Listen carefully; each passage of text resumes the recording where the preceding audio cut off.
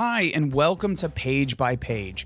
You might be wondering, what's the difference between Review and React and this? Well, Review and React is my shorter, more focused review series where I cover a whole product quickly. Page by Page is a bit different. It's a bit more relaxed and long form. I'm going to go through a PDF with you, share my thoughts along the way, and give you a glimpse of the content without a full deep dive. It's longer than a typical review, but it's looser, more casual. Full transparency. I work 2 full-time jobs, and I'm also keeping up with my professional licensure. That means I don't always have time to produce highly edited content. So Page by Page is my way of offering something quicker, but still thoughtful. A chance to hang out, flip through something cool, and hear my take. I want to give a shout out to Dungeons Dyslexia. He's a big inspiration for this format. He consistently puts out a great deal of long form videos like this. And while I'm still keeping mine a bit more brief than his, definitely check out his channel if you want even more insight into TTRPG products and specifically ones that I may not cover. So, all right, let's dive in. Let's take a look at Zweihänder Reforged. I've had this book for a couple weeks now. But as I told you, I've been so busy, I really haven't gotten a chance to go through it all. I went through probably about the first third, but let's take a look at it here. So this is the second edition. You guys can see my cursor. That drives me nuts, but that's okay. So here we go. Let's go ahead and scroll through it. We've got our 1 page of fiction. Here is our table of contents. So we've got how many chapters altogether? 13 with some appendices. Chapter 13's the included adventures. So we have our generic chapter 1, welcome to Zweihänder, what's it about? Chapter 2, learn how to play a role-playing game. They kind of give you the basic how to play the game.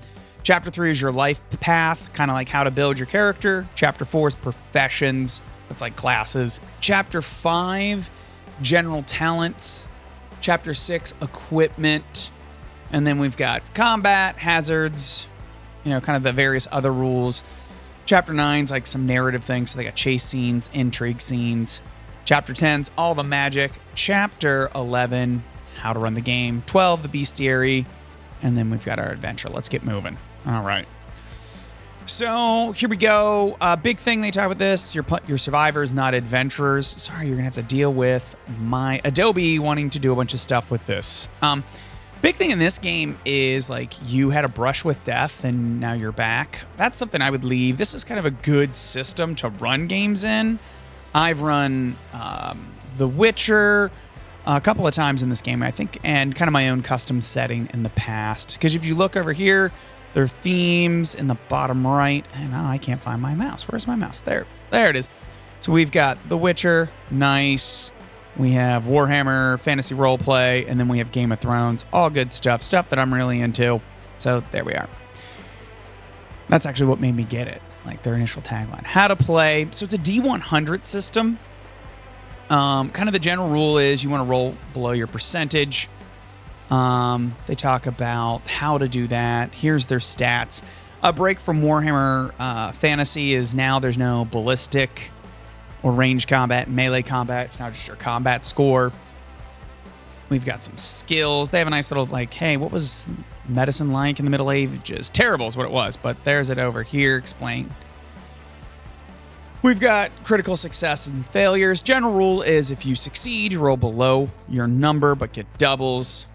Critical success. Above doubles, that's critical failure. Your help dice, if you get like a bonus, you roll an extra d10 and you get to pick one of the two to be your tens place. Same thing with hindrance dice. So that's kind of the game.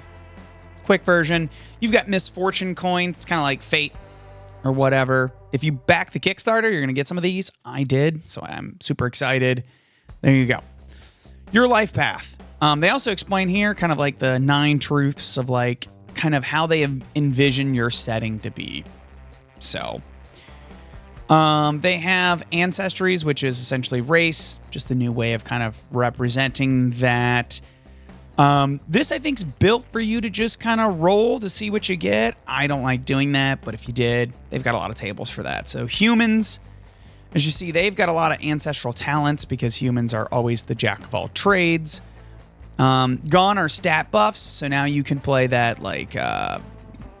that barbarian elf and not being worried. So I like, for everybody else, it's just 2 pages, boom.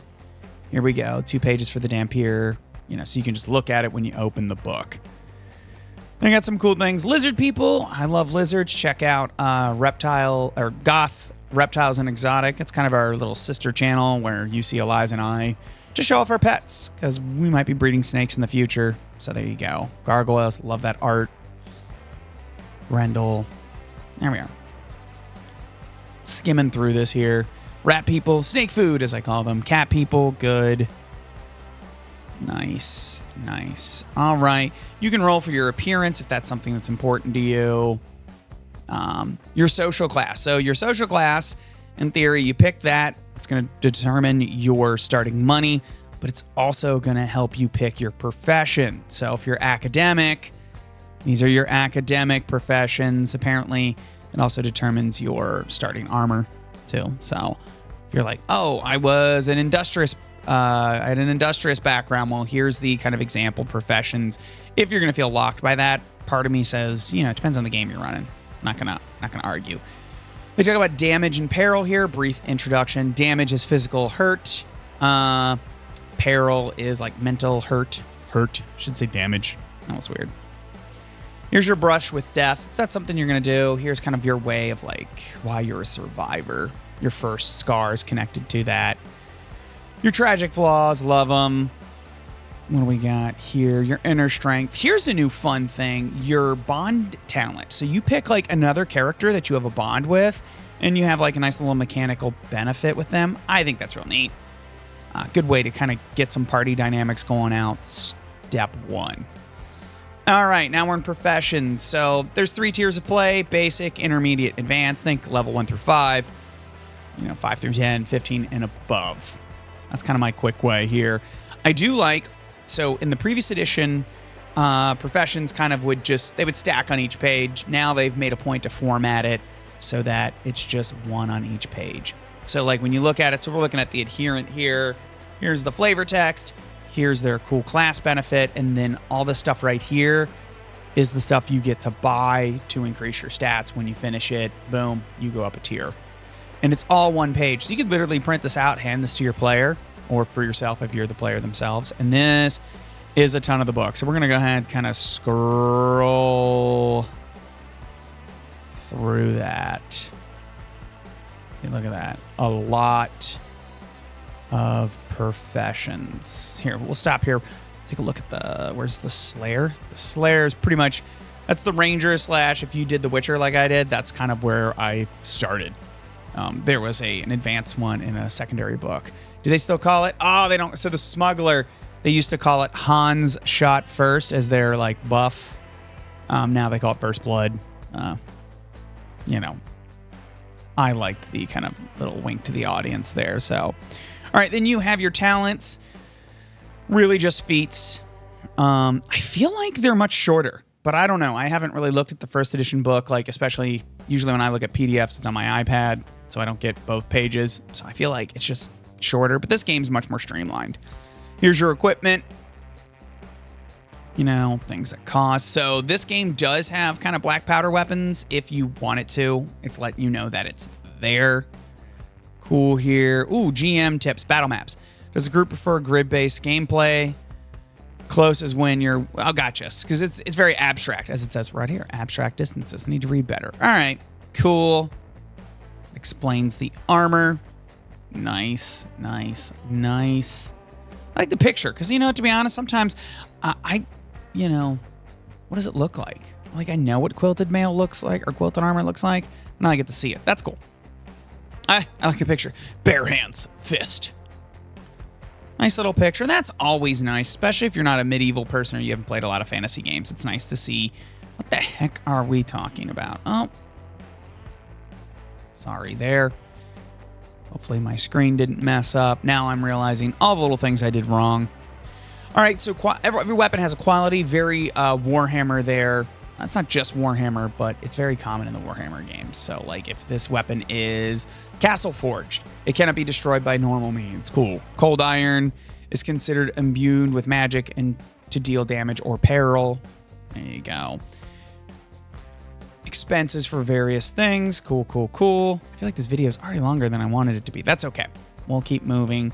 How things cost for crafting. Fight scenes, how combat works. So generally, you get action points. Let's move here. See?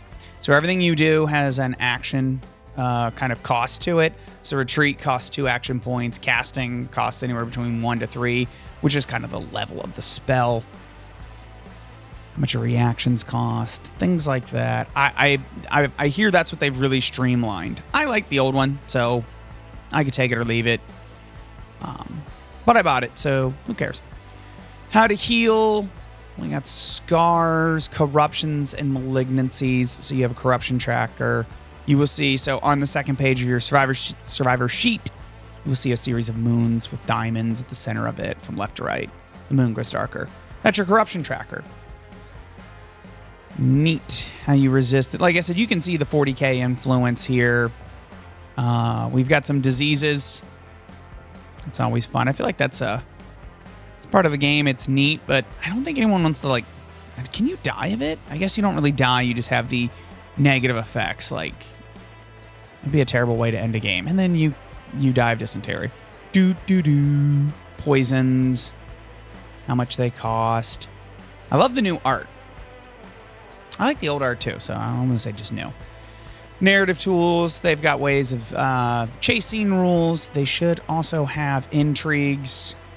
So it's like how to do social combat, make it a little bit more interesting than just I roll to seduce. Very Game of Thrones. Big thing in Game of Thrones. So it's good to have that. Travel scenes, they've got that. Very important, very Lord of the Rings, a staple of the fantasy genre. So let's go ahead. I got rules for that. So on and so forth. So I like that. I mean, the book itself is 571 pages, so you get a lot for your money. Different events. And then here's magic. So magic's broken down into petty, lesser, and greater spells.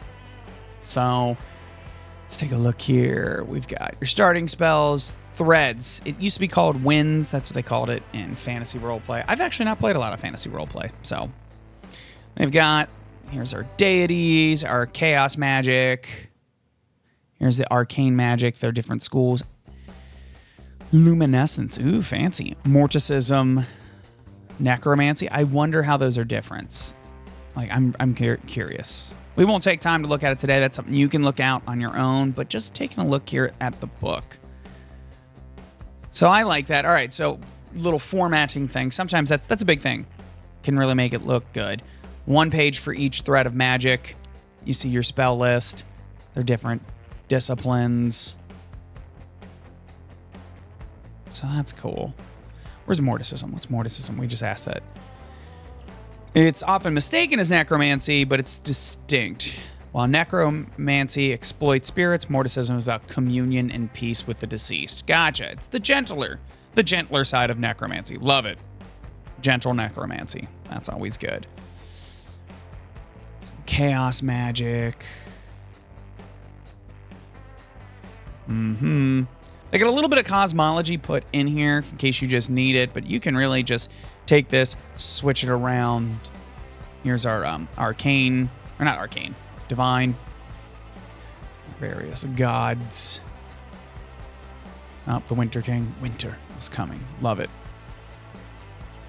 Here you go. Different spells have different amount of action points. See that right there. That's cool. Huh. And now they have the little cards. That's something they did in the past too, is you could buy a little product that had like just the spell cards. So that's a nice little way to format it. I'm not sure. Oh my God. All these spells. We're just halfway through the book, people. Now I see Dungeons and Dyslexia, why it takes you so long sometimes. And I'm like intentionally being like, I don't want to take forever. Look at that. Jeez, lots of magic. That's fine though. Cool. We got our game mastery, which is really just how to run a game. So you're either there or you're not. That being said, every time I reread one or read a new one, I always find something, little gem I either knew or just forgot, things like that. What do they have here? Adventure hooks. That's cool. Look at that here. So these seem to be set up like just premises for your game, which is neat. So if you don't have anything, you can kind of use this as an inspiration. like I said, I tend to do this just for The Witcher or Game of Thrones. I know there are games for that. I just found it easier to play with this. At the time, I really didn't know the Witcher uses, I think it's called the framework. Let's go, whatever Cyberpunk runs. Didn't know how to play it at the time, but now I do. So here we are. We've got our bestiary. Nice little piece of art there. Moving on, here's our monsters. Again, good art. I'm a sucker for good black and white or pencil art. Carnality demon. Oh my. There we go. Oh, plenty of creatures. That's good.